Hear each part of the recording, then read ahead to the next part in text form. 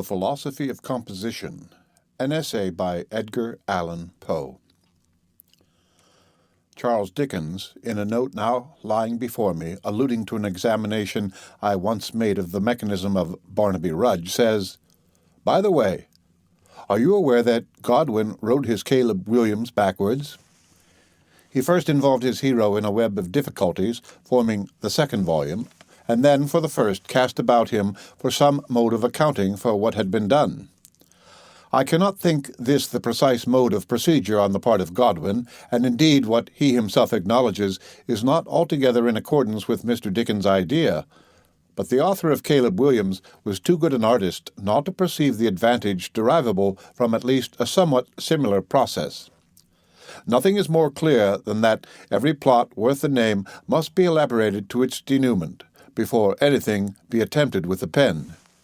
It is only with the denouement constantly in view that we can give a plot its indispensable air of consequence or causation, by making the incidents, and especially the tone at all points, tend to the development of the intention.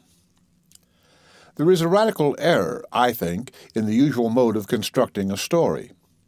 Either history affords a thesis, or one is suggested by an incident of the day, or, at best, the author sets himself to work in the combination of striking events to form merely the basis of his narrative, designing generally to fill in with description, dialogue, or autorial comment whatever crevices of fact or action may, from page to page, render themselves apparent. I prefer commencing with the consideration of an effect, keeping originality always in view, for he is false to himself who ventures to dispense with so obvious and so easily attainable a source of interest. I say to myself, in the first place, of the innumerable effects or impressions of which the heart, the intellect, or more generally the soul is susceptible, what one shall I on the present occasion select? Having chosen a novel first, and secondly a vivid effect, I consider whether it can be best wrought by incident or tone, whether by ordinary incidents and peculiar tone, or the converse, or by peculiarity both of incident and tone, afterwards looking about me, or rather within, for such combinations of events or tone as shall best aid me in the construction of the effect.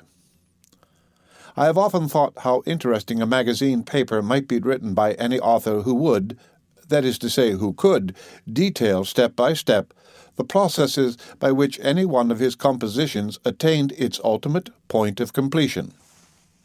Why such a paper has never been given to the world, I am much at a loss to say, but perhaps the autorial vanity which has had more to do with the omission than any one other cause. Most writers, poets in especial, prefer having it understood that they compose by a species of fine frenzy, an ecstatic intuition, and would positively shudder at letting the public take a peep behind the scenes at the elaborate and vacillating crudities of thought, at the true purposes seized only at the last moment, at the innumerable glimpses of idea that arrived not at the maturity of full view, at the fully matured fancies discarded in despair as unmanageable, at the cautious selections and rejections, at the painful erasures and interpolations, in a word, at the wheels and pinions, the tackle for scene shifting, the step ladders and demon traps, the cock's feathers, the red paint, and the black patches, which in 99 cases out of the 100 constitute the properties of the literary histrio. I am aware, on the other hand, that the case is by no means common in which an author is at all in condition to retrace the steps by which his conclusions have been attained. In general, suggestions, having arisen pell-mell, are pursued and forgotten in a similar manner. For my own part, I have neither sympathy with the repugnance alluded to, nor at any time the least difficulty in recalling to mind the progressive steps of any of my compositions. And since the interest of an analysis or reconstruction, such as I have considered a desideratum, is quite independent of any real or fancied interest in the thing analyzed, it will not be regarded as a breach of decorum on my part to show the modus operandi by which some one of my own works was put together. I select The Raven as most generally known. It is my design to render it manifest that no one point in its composition is referable either to accident or intuition, that the work proceeded step by step to its completion with the precision and rigid consequence of a mathematical problem. Let us dismiss, as irrelevant to the poem per se, the circumstance, or say, the necessity which in the first place gave rise to the intention of composing a poem that should suit at once the popular and the critical taste. We commence then with this intention. The initial consideration was that of extent. If any literary work is too long to be read at one sitting, we must be content to dispense with the immensely important effect derivable from unity of impression. For if 2 sittings be required, the affairs of the world interfere, and everything, like totality, is at once destroyed.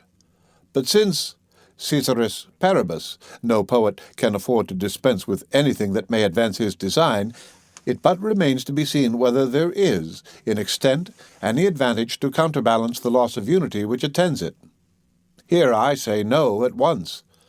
What we term a long poem is, in fact, merely a succession of brief ones, that is to say, of brief poetical effects.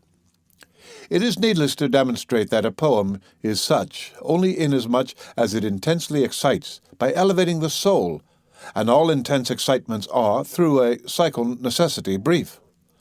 For this reason, at least 1/2 of the Paradise Lost is essentially prose, a succession of poetical excitements interspersed, inevitably, with corresponding depressions, the whole being deprived, through the extremeness of its length, of the vastly important artistic element, totality, or unity of effect.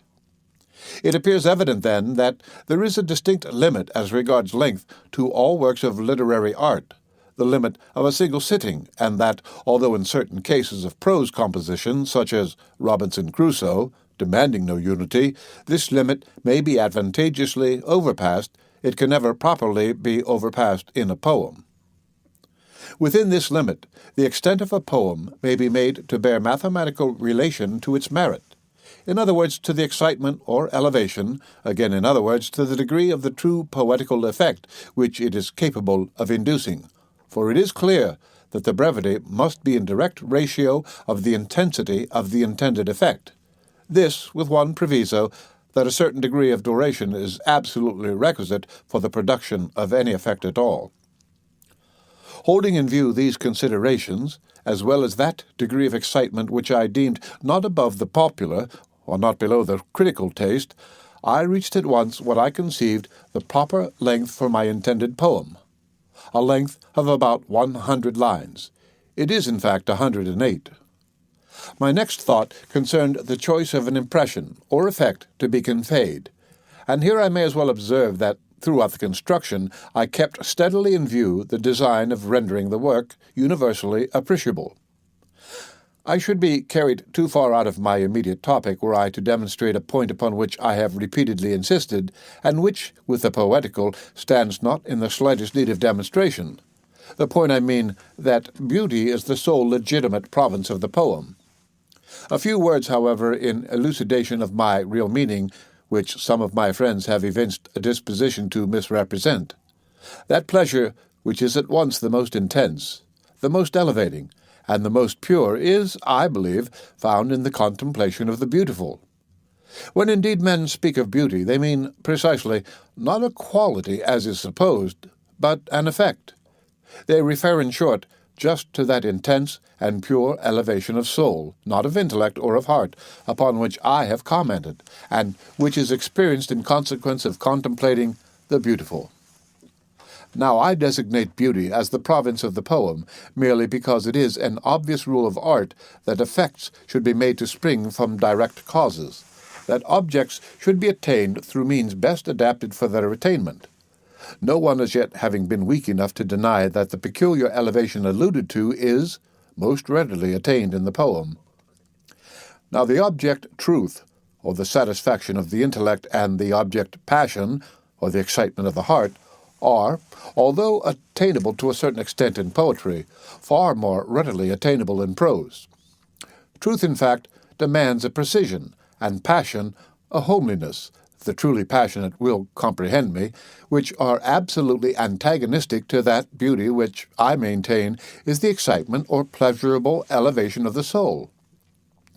It by no means follows from anything here said that passion, or even truth, may not be introduced and even profitably introduced into a poem, for they may serve in elucidation or aid the general effect, as do discords in music by contrast. But the true artist will always contrive first to tone them into proper subservience to the predominant aim, and secondly to unveil them, as far as possible, in that beauty which is the atmosphere and the essence of the poem. Regarding, then, beauty as my province, my next question referred to the tone of its highest manifestation, and all experience has shown that this tone is one of sadness. Beauty of whatever kind, in its supreme development, invariably excites the sensitive soul to tears. Melancholy is thus the most legitimate of all the poetical tones. The length, the province, and the tone being thus determined, I betook myself to ordinary induction, with the view of obtaining some artistic piquancy which might serve me as a keynote in the construction of the poem, some pivot upon which the whole structure might turn. In carefully thinking over all the usual artistic effects, or more properly points in the theatrical sense, I did not fail to perceive immediately that no one had been so universally employed as that of the refrain. The universality of its employment sufficed to assure me of its intrinsic value, and spared me the necessity of submitting it to analysis. I considered it, however, with regard to its susceptibility of improvement, and soon saw it to be in a primitive condition. As commonly used, the refrain, or burden, not only is limited to lyric verse, but depends for its impression upon the force of monotone, both in sound and thought. The pleasure is deduced solely from the sense of identity, of repetition. I resolved to diversify, and so heighten the effect, by adhering in general to the monotone of sound, while I continually varied that of thought. That is to say, I determined to produce continuously novel effects by the variation of the application of the refrain itself remaining for the most part unvaried. These points being settled, I next bethought me of the nature of my refrain. Since its application was to be repeatedly varied, it was clear that the refrain itself must be brief, for there would have been an insurmountable difficulty in frequent variations of application in any sentence of length. In proportion to the brevity of the sentence would of course be the facility of the variation. This led me at once to a single word as the best refrain. The question now arose as to the character of the word. Having made up my mind to a refrain, the division of the poem into stanzas was of course a corollary, the refrain forming the close to each stanza. That such a close, to have force, must be sonorous and susceptible of protracted emphasis, admitting no doubt, and these considerations inevitably led me to the long O as the most sonorous vowel in connection with R as the most producible consonant. The sound of the refrain being thus determined, it became necessary to select a word embodying this sound, and at the same time in the fullest possible keeping with that melancholy which I had predetermined as the tone of the poem. In such a search it would have been absolutely impossible to overlook the word nevermore. In fact, it was the very first which presented itself. The next desideratum was a pretext for the continuous use of the one word nevermore.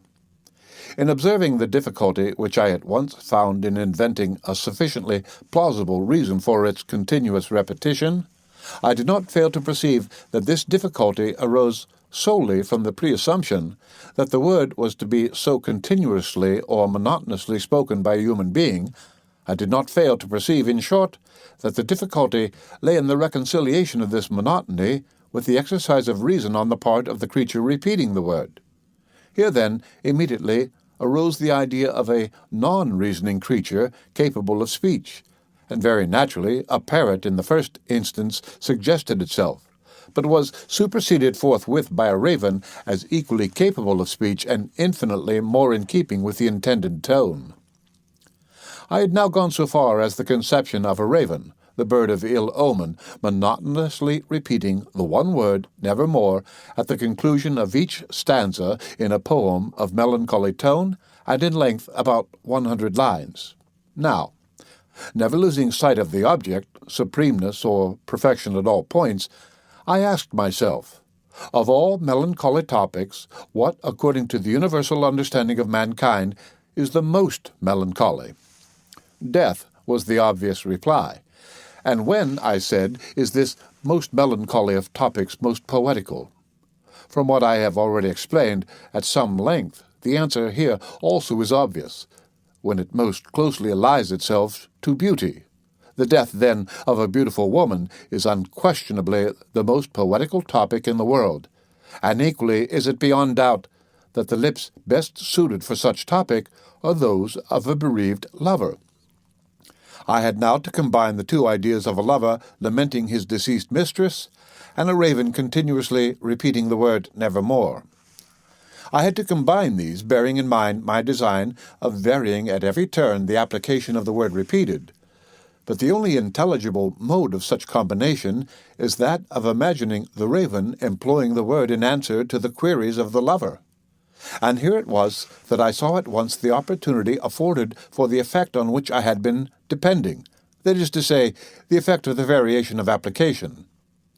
I saw that I could make the first query propounded by the lover, the first query to which the raven would reply nevermore, that I could make this first query a commonplace one, the second less so, the third still less, and so on, until at length the lover, startled from his original nonchalance by the melancholy character of the word itself, by its frequent repetition, and by a consideration of the ominous reputation of the fowl that uttered it, is at length excited to superstition and wildly propounds queries of a far different character. Queries whose solution he has passionately at heart, propounds them half in superstition and half in that species of despair which delights in self-torture, propounds them not altogether because he believes in the prophetic or demonic character of the bird, which reason assures him is merely repeating a lesson learned by rote, but because he experiences a frenzied pleasure in so modelling his questions as to receive from the expected nevermore the most delicious, because the most intolerable of sorrow. Perceiving the opportunity thus afforded me, or, more strictly, thus forced upon me in the progress of the construction, I first established in mind the climax or concluding query, that query to which nevermore should be in the last place an answer, that query in reply to which this word, nevermore, should involve the utmost conceivable amount of sorrow and despair. Here, then, the poem may be said to have its beginning, at the end where all works of art should begin, for it was here at this point of my preconsiderations that I first put pen to paper in the composition of the stanza, "Prophet, said I, thing of evil, prophet still if bird or devil, by that heaven that bends above us, by that God we both adore, tell this soul with sorrow laden, if within the distant Aidenn, it shall clasp a sainted maiden whom the angels named Lenore." "Clasp a rare and radiant maiden whom the angels named Lenore?" Quoth the raven, "Nevermore." I composed this stanza at this point, first that, by establishing the climax, I might the better vary and graduate as regards seriousness and importance the preceding queries of the lover, and secondly that I might definitely settle the rhythm, the meter, and the length and general arrangement of the stanza, as well as graduate the stanzas which were to proceed, so that none of them might surpass this in rhythmical effect. Had I been able in the subsequent composition to construct more vigorous stanzas, I should without scruple have purposely enfeebled them so as not to interfere with the climactic effect. And here I may as well say a few words of the versification. My first object, as usual, was originality. The extent to which this has been neglected in versification is one of the most unaccountable things in the world. Admitting that there is little possibility of variety in mere rhythm, it is still clear that the possible varieties of meter and stanza are absolutely infinite. And yet for centuries, no man in verse has ever done, or ever seemed to think of doing, an original thing. The fact is that originality, unless in minds of very unusual force, is by no means a matter, as some suppose, of impulse or intuition. In general, to be found, it must be elaborately sought, and although a positive merit of the highest class, demands in its attainment less of invention than negation. Of course, I pretend to no originality in either the rhythm or meter of the raven. The former is trochaic, the latter is octameter catalectic, alternating with heptametra catalectic, repeated in the refrain of the fifth verse, and terminating with tetrameter catalectic. Less pedantically, the feet employed throughout, trochees, consists of a long syllable followed by a short. The first line of the stanza consists of 8 of these feet, the second of 7.5, in effect 2/3, the third of 8, the fourth of 7.5, the fifth the same, the sixth 3.5. Now, each of these lines taken individually has been employed before, and what originality the raven has is in their combinations into stanzas. Nothing even remotely approaching this combination has ever been attempted. The effect of this originality of combination is aided by other unusual and some altogether novel effects arising from an extension of the application of the principles of rhyme and alliteration. The next point to be considered was the mode of bringing together the lover and the raven, and the first branch of this consideration was the locale. For this, the most natural suggestion might seem to be a forest, or the fields, but it has always appeared to me that a close circumscription of space is absolutely necessary to the effect of insulated incident. It has the force of a frame to a picture. It has an indisputable moral power in keeping concentrated the attention, and of course must not be confounded with mere unity of place. I determined then to place the lover in his chamber, in a chamber rendered sacred to him by memories of her who had frequented it. The room is represented as richly furnished, this in mere pursuance of the ideas I have already explained on the subject of beauty, as the sole true poetical thesis. The locale being thus determined, I had now to introduce the bird, and the thought of introducing him through the window was inevitable. The idea of making the lover suppose in the first instance that the flapping of the wings of the bird against the shutter is a tapping at the door originated in a wish to increase by prolonging the reader's curiosity, and in a desire to admit the incidental effect arising from the lover's throwing open the door, finding all dark, and thence adopting the half-fancy that it was the spirit of his mistress that knocked. I made the night tempestuous, first to account for the raven's seeking admission, and secondly for the effect of contrast with the physical serenity within the chamber. I made the bird alight on the bust of Pallas, also for the effect of contrast between the marble and the plumage, it being understood that the bust was absolutely suggested by the bird, the bust of Pallas being chosen first as most in keeping with the scholarship of the lover, and secondly for the sonorousness of the word Pallas itself. About the middle of the poem also I have availed myself of the force of contrast, with the view of deepening the ultimate impression. For example, an air of the fantastic, approaching as nearly to the ludicrous as was admissible, is given to the raven's entrance. He comes in with many a flirt and flutter. Not the least obeisance made he, not a moment stopped or stayed he, but with mien of lord or lady, perched above my chamber door. In the two stanzas which follow, the design is more obviously carried out.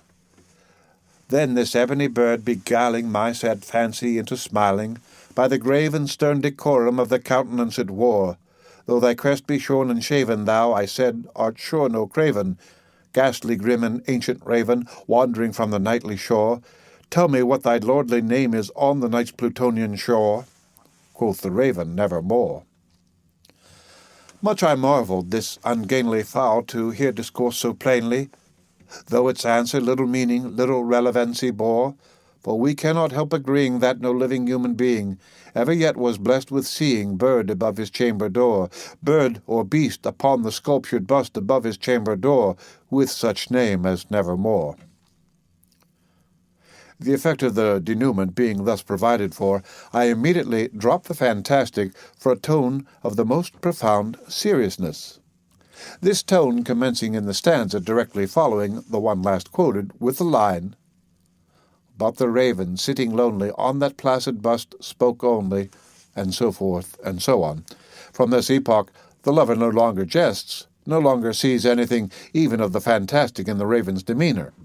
He speaks of him as a grim, ungainly, ghastly, gaunt, and ominous bird of yore, and feels the fiery eyes burning into his bosom's core.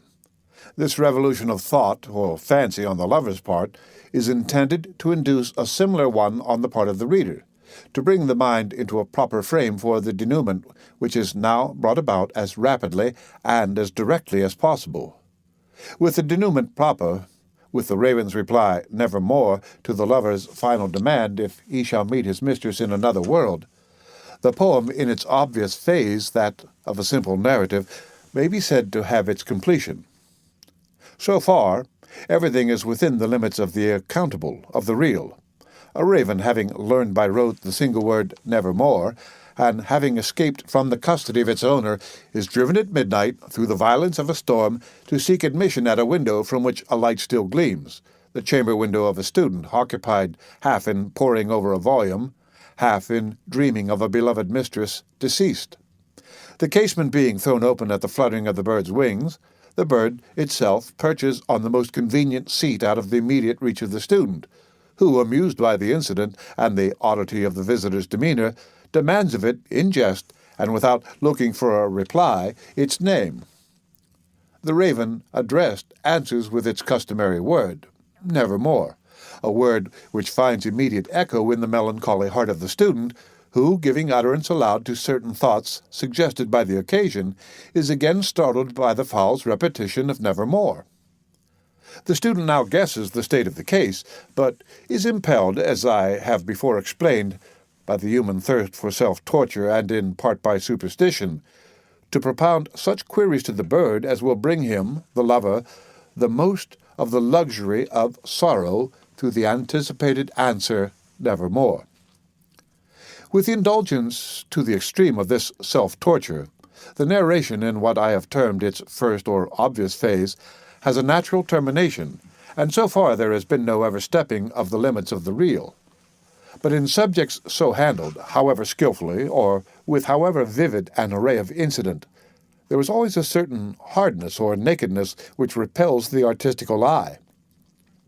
Two things are invariably required. First, some amount of complexity, or more properly, adaptation, and secondly, some amount of suggestiveness, some undercurrent, however indefinite of meaning.